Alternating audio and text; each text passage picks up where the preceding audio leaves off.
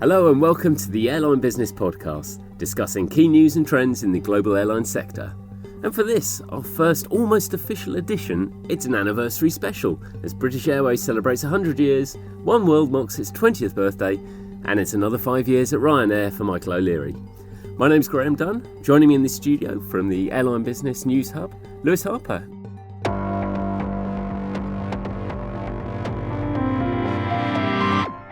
Lewis, it's been a busy few weeks. Hi, Graham. Yeah, it has. Yeah, definitely. Certainly a challenging press week. We were getting pretty close to deadline when obviously the A380 programme was cancelled, which has quite a lot of relevance, obviously, to the airline business audience, and we'll be covering that, I guess, in a lot of detail in our April issue when where we've got our special report on aircraft and engines. But beyond that, yeah, a busy press week, as I said. I'd been at in Munich the week before at the European Aviation Symposium, where, among other things, I heard Peter Baumgartner from Etihad speak on Etihad's attitude to partnerships, which is obviously incredibly interesting. Very interesting. A bit of a sore subject for them as well. But so we'll be talking about that later in the podcast, I believe. And obviously, I think a key theme going into this issue was some of the fringe players in Europe and the struggles there, and with Germania and since AB went to press, Flybmi and Well, absolutely. We're recording this pod in the heart of London, kind of. And 2 days ago, the news that UK regional Flybmi had suspended services, and that's the latest in what's been a pretty troubled winter for European carriers. That's right, yeah, and I think in the case of Flybmi, they're certainly a niche player. I think the fact that a lot of people presumed it was Flybe that had gone under tells you that they weren't the biggest name, even in the UK. So Flybe actually did have to issue a clarification that it's not Flybmi, which was and Flybmi, this kind of classic regional niche carrier, Regional carriers and niche operators have had to manoeuvre themselves to find opportunities, especially as the low-cost segment has spread. There's it's a tough market for regional carriers to some extent, because if you can make a route work and you can create a market, then sometimes other players come and think, I'll have a bit of that, and we'll fly larger aircraft in there.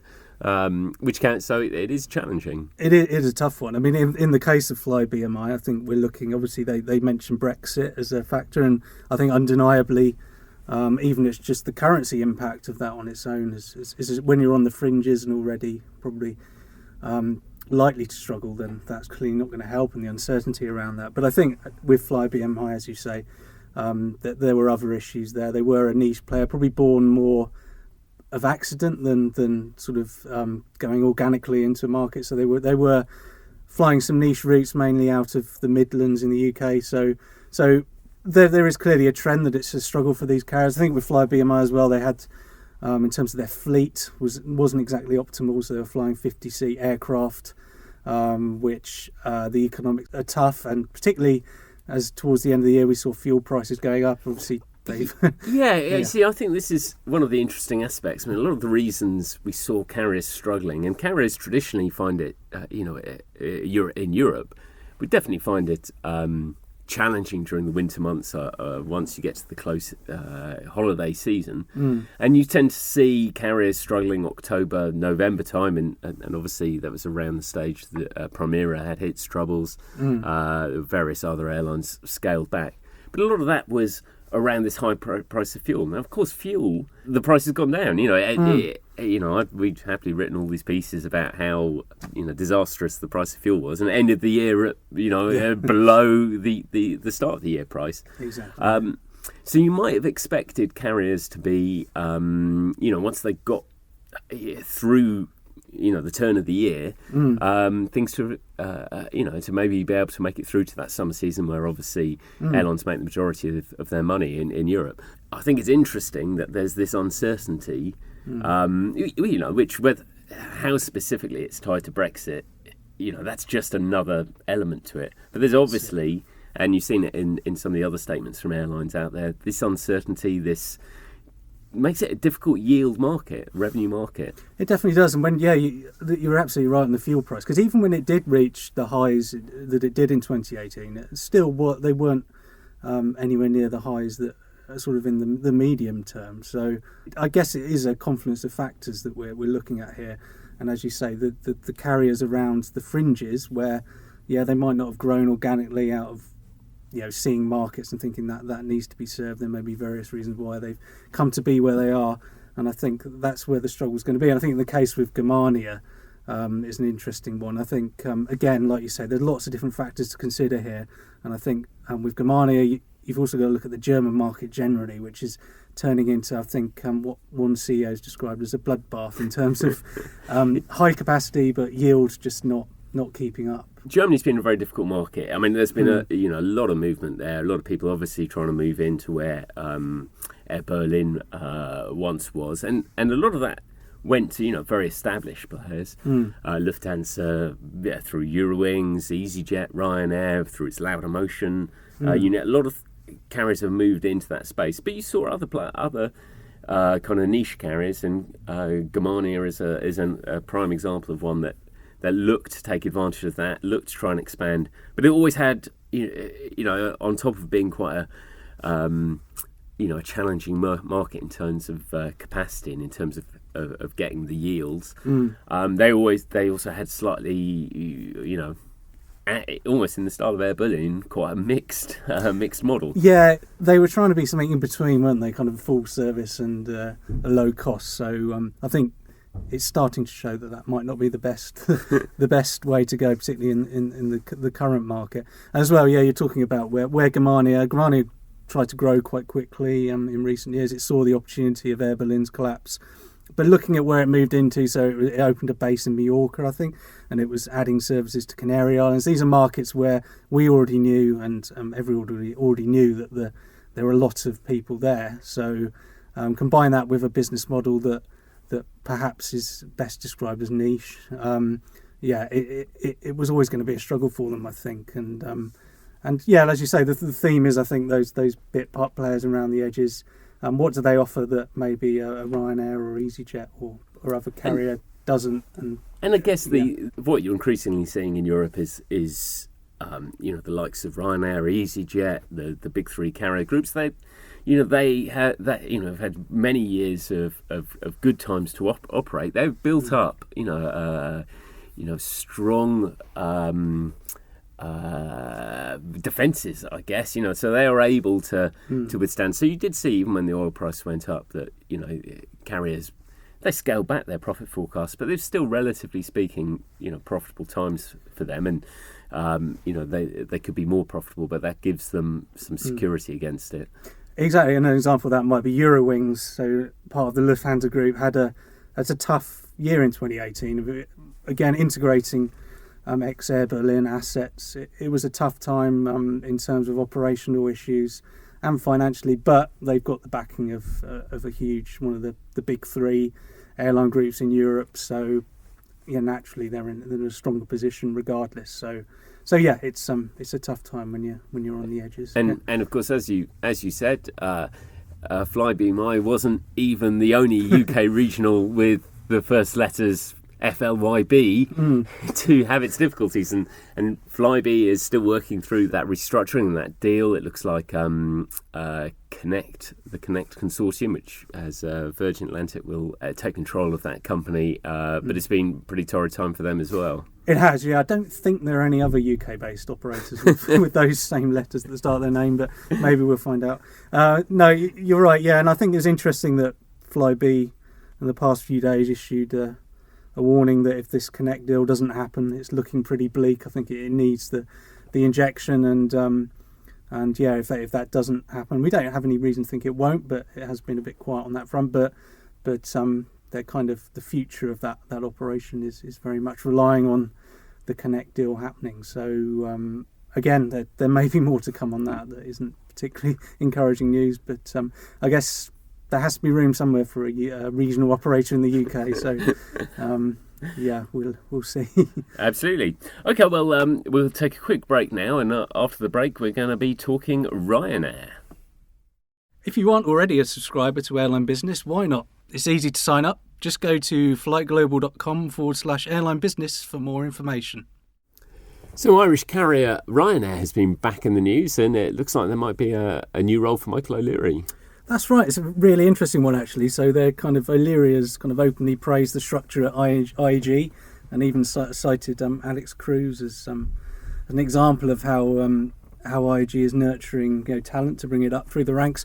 But the key point, I think, with this is that Ryanair has just become such a complicated business with its kind of 4 units now. So we've got the Ryanair main line, we've got Laudamotion, we've got Ryanair UK and its Polish unit dealing with leisure flights. So it's reached the point really where one man running all of that just isn't working. So it's looking now to split out. So there'll be 4 CEOs running those units, and O'Leary will sit over the top in the Willie Walsh type role.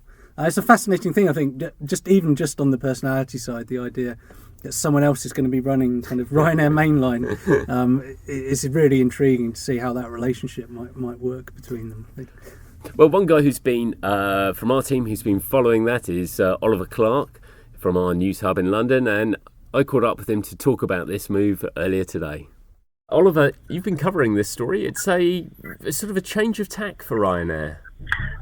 Yes, I think it's sort of a wider strategic move, which we've not seen from Ryanair. It ties in with this sort of boardroom drama that's been happening at Ryanair, where there's obviously been a few question marks around what will happen to Michael O'Leary when he leaves, who will succeed him. And while they haven't exactly stated that they have a successor on board, I think the idea of him moving upstairs, it's both a sort of strategic move and gives shareholders an idea that that there is going to be a successor plan in place at Ryanair.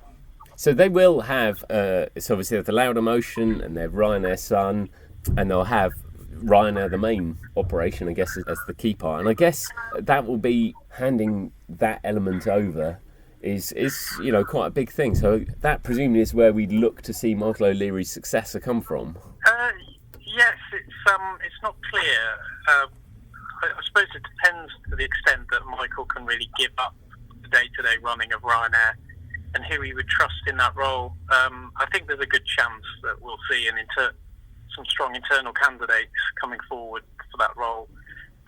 The name Peter Bellew, who's Ryanair's chief operating officer, has been put out there. He was at Malaysia Airlines, wasn't he? He was chief of Malaysia Airlines before. Yes, that's right. Yeah, he's obviously had a senior role, so he has that experience. So you could see that he would be a strong candidate, and he's taken a real sort of leading position on the strikes and trying to organise Ryanair's labour relations recent years. So he's certainly got a lot of experience of the day-to-day running of that airline.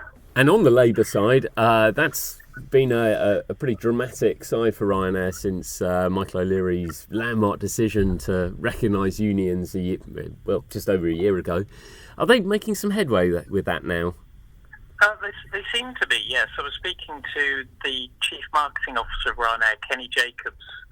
He was in London last week, and he seemed very upbeat as to the progress they've made. He said that they didn't see any industrial unrest on the horizon this summer, which is obviously in some contrast to last year when there was strikes across Europe, several of them coordinated actions. They seem to be sort of signing a steady number of union recognition agreements and labour deals with staff, both cabin crew and pilots. And Kenny said, basically, we've only got a couple of markets left where we need to do deals, which is Scandinavia and France. So you can take it that he sees Spain, Germany, UK, Italy as pretty much wrapped up. Oliver, plenty to keep you and us busy over the coming weeks and months. Thanks for your time. Thank you. You're listening to the Airline Business Podcast. To find out more, go to flightglobal.com. So, Graham, you made the short journey from our Heathrow office to complete this month's cover interview, which is with British Airways' Alex Cruz. It's fair to say it's an interesting time for BA. As you mentioned earlier, they're marking their 100th anniversary, but that happens to be in the year of Brexit, which is a challenge for any UK-based business, I think it's fair to say. but also one a year where they're looking to introduce a lot of new cabin enhancements and initiatives like that. Cruz has been in the job for a few years now. He's had his ups and downs. I mean, he donned the luminous jacket ages before that became fashionable. But so how was Cruz anyway? And what I think it's fair to say could be a momentous year for the UK. Yeah, absolutely. Well, I think he was. I think he's kind of excited about the opportunity. I think BA's has been a hugely profitable part of IAG. As an operation, it works extremely well, and they've done a lot of work over the years, financially to get themselves in order. But they're at a slightly interesting time, because I think they probably feel it's a chance to get on the front foot and sort of turn the narrative into a more positive story, I guess. So you have this 100th anniversary. That's where the dates back their origins to from about 4 carriers ago. And they're being quite clever about it. Today, as we speak, they're launching the rollout of their retrojet, first of their 747s, which is going to be painted in the form of BOAC colours. And so they're trying to make some capital around that. And this is really talking about the heritage of the airline, but they're doing it at a time where there is a lot of competition, and for a lot of the established network carriers have found themselves under pressure from, the Gulf carriers coming in, upgrading their product. The Asia carriers have always been strong on product. We've seen the US carriers starting to invest. They're finding a similar thing. And for BA, they have this, I think with Cruz, he probably feels a sense of frustration, because I think, they have been investing, but a lot of what they're investing in is stuff you wouldn't see, not new bedding, changed menus, bits and pieces like that.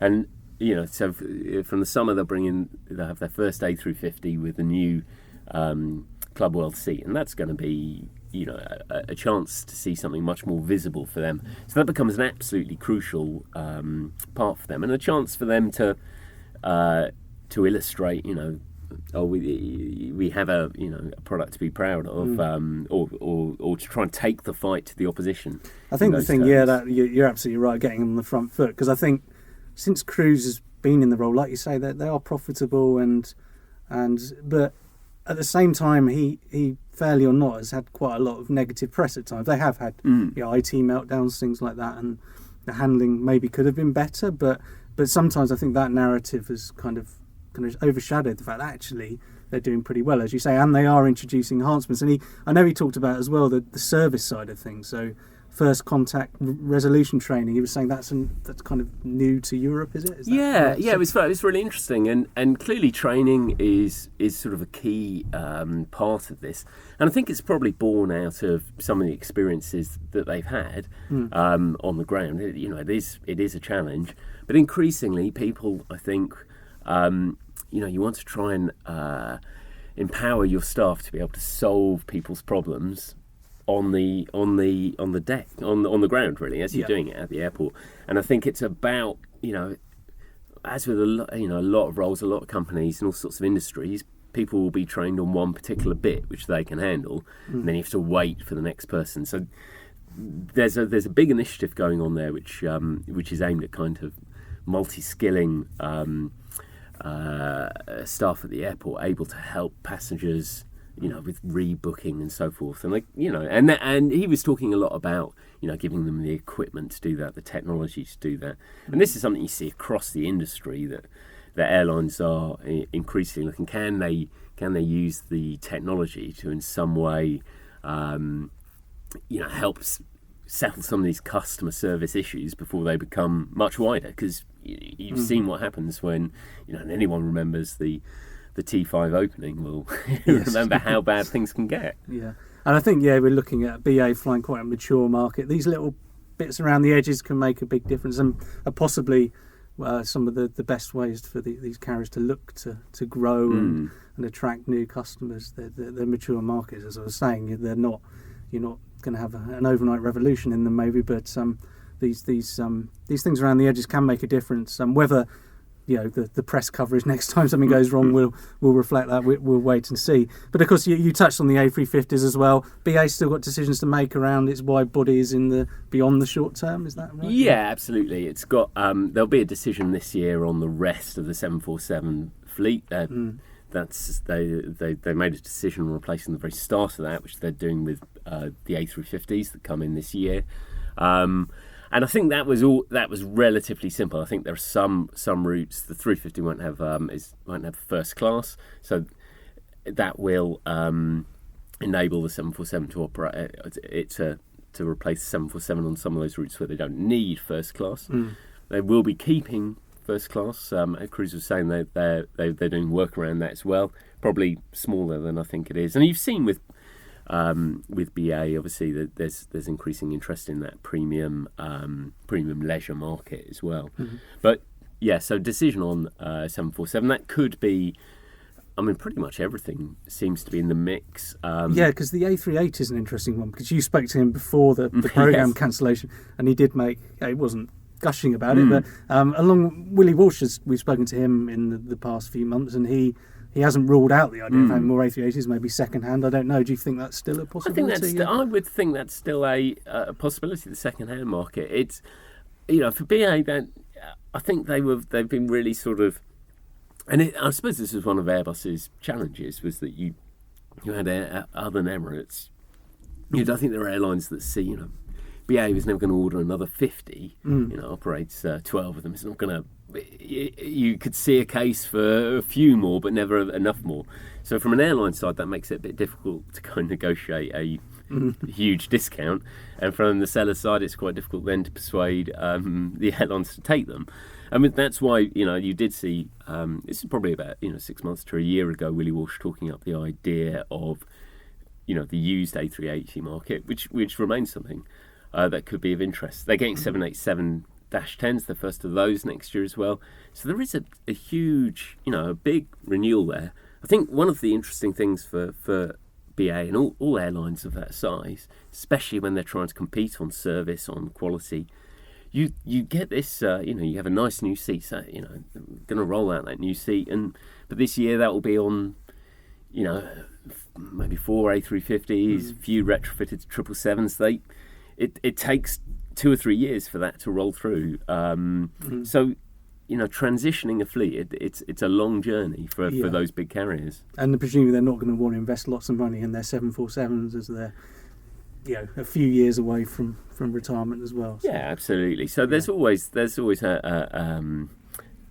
challenge issue how you manage that transition. But overall, then, I suppose that in the year of, as you say, this centenary, do you get the sense Cruz? I guess as long as the biggest concern will clearly be that there isn't a no-deal Brexit, for example, because there's already a lot of ambiguity around BA's sort of overall ownership structure within IAG. I guess you're not going to get any answers because no one does on the Brexit issue. I thought Cruz spoke pretty well on it. I think there wasn't too much more you could say. You could sort of push him around. Well, what are you going to do? And no one really knows. No one really, obviously, no one has much idea. It's a massive challenge. They've got to, as we speak here today, will there be a deal? Will there be no deal? Will there be an extension? I think even if there is a deal, even if there was a deal was agreed, I still don't think that certainty would be wiped out. I think you just go into this new level of uncertainty. But Cruz spoke quite well about, I suppose he likens it to things like the ash cloud, like the SARS, all these kinds of things that airlines have to ride out. Exactly how they do it and exactly how damaging they are for carriers kind of remains to be seen. I think I think the point he was quite keen to put out there, and which I think is undeniable for not just for British Airways, but for a number of carriers, of those bigger carriers, is they are in a better position to handle these kind of crises than they were 10 years ago. The financial crisis was the last major shock for airlines generally, and they have largely, especially the larger groups, they have largely been able to make money over that period. They have improved their balance sheet. They have, they have a nice sort of mix of leased aircraft and owned aircraft. So, I don't think there's anything they can do to stop. If there is a shock, if there's if it all goes disastrous economically. But, I think BA and not just BA, I think other carriers, the major carriers in Europe would argue, well, there's more of a buffer there than there was many, many years ago. Okay, thanks, Graham. Yeah, and the wasn't the only event we saw Cruise at, of course. In the run-up to this issue, we also were at Oneworld's 20th anniversary press conference. So in the next part, we'll move on to speak about that. You are listening to the Airline Business Podcast. For more information on airline business, visit flightglobal.com/airline business. So one of the big focus pieces in the new issue of Airline Business is focusing on alliances. Graham, you were with Oneworld in the run-up to the issue going to press. They're celebrating their 20th anniversary, and I guess looking into their third decade. What kind of ideas have they got to stay relevant? Yeah, it's really interesting. The alliances that Oneworld is the second of the big three global alliances, the second to have its 20th anniversary, which is a big old time, and that it's been a funny evolution. Early on, especially as a journalist following it, we just became obsessed by who's next. It's almost like a football transfer signing. Who are they going to sign next? Each vying for who they're going to get in India. Generally wasn't a good decision, whoever they went, as the Kingfisher disaster for Oneworld showed. So, for many years it was all about that, and I guess over the last, obviously that whole progress has slowed down, partly because the carriers mostly have the coverage they need, and where they don't have it, there's not an obvious solution, otherwise they'd have it by now. Interestingly, Oneworld, rolling back the clock, announced a new member. It's their first new member for 6 years, the first new member since Avianca Brazil in Star in 2015. So Royal Air Maroc will be joining the alliance as a full member. But since then, everything has moved much more into. So there's a lot around customer recognition, people wanting to be recognised as for their tier points, making sure they get the same benefits across the different carriers. And then really the last 2 or 3 years it's been very quiet, and they've talked a lot. Oneworld, but not only Oneworld, you've seen it with Star, you've seen it with SkyTeam, talked a lot about digital developments in the background, and it's really all around. They're all starting to roll those out now, and it is around kind of a seamless experience across the members, so that if you've booked a ticket with Lufthansa and you've got an onward connection with Singapore Airlines, that you're able to book your seat not only on the Lufthansa leg but on the Singapore leg, and you can track your bag and you can get updates as to changes to the flight.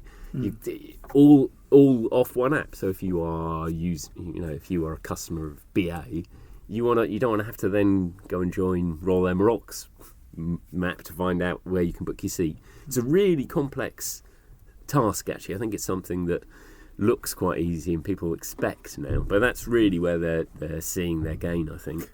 And it was, whatever you think about alliances, it was impressive to see such a strong a show of strength, I suppose, by Oneworld particularly. They had, I think, every CEO, I think I was right to say, including Al Backer. I mean, how was he? Because he's not been the most positive about Oneworld membership.